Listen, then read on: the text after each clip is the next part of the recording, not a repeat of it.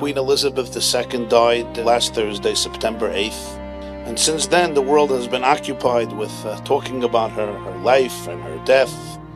So somebody shared a story. They interviewed Richard Griffin. He was a bodyguard of the Queen for around 14 years. He was her personal officer, her security guard, who escorted her for protection. So he shared that once for a weekend, she went to Balmoral Castle.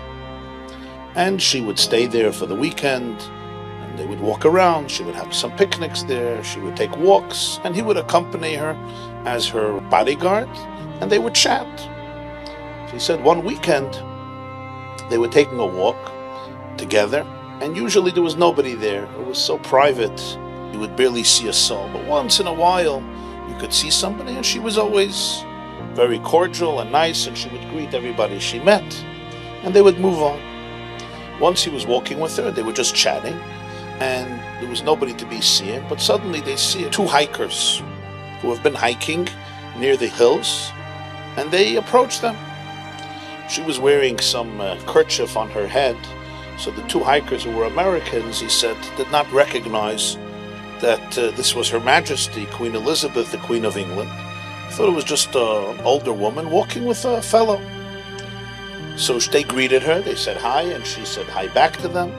And they started to schmooze, and they started to tell her that they're from America, and they came for touring, and they're hiking here, and where they went yesterday, and where they're going tomorrow, and what they're doing today. And then they turn to her and they say, and where do you live? She says, I live in London. What are you doing here? She says, I have a house here that I come to vacation. How long have you been coming to this house? They ask her. She says, 80 years. And they look at her and they say, 80 years? If you've been coming here for 80 years, it must be that you met the Queen. Because the Queen lives somewhere in this area. So she says, I actually never met the Queen. But this fellow standing in near me, he meets her regularly. So they look at him and they say, really? You meet the Queen regularly? Yeah, he says, yeah. So they say, what type of personality does she have? So he says he knew that she was a witty woman and she had a good sense of humor. So he knew he could be a little humorous. So he says to them, she is very cantankerous.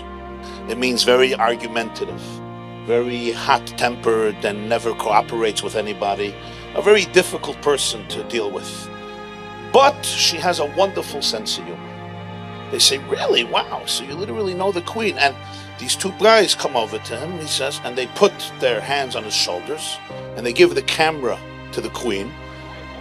And they say, would you please take a photo of us? Here's a person who meets the Queen regularly. She says, absolutely, and she takes the camera, and Her Majesty takes a photo of him with these two guys. And then they say, you know, let's take a photo with you as well. So they come near her, and he takes a photo of them with her. And then they move on. They say goodbye to each other, and they move on their walk, and they move on their hike.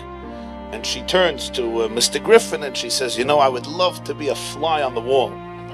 When they come back to America, and they show the pictures to their friends, and hopefully somebody tells them who I am. And I thought to myself, first, I liked the line very much. She said, you know, I never met the Queen, but he meets the Queen. Sometimes, you know, you have to meet yourself. Sometimes you're anoichi, the Kotzker Rebbe said, Rav Kuchen auf sich.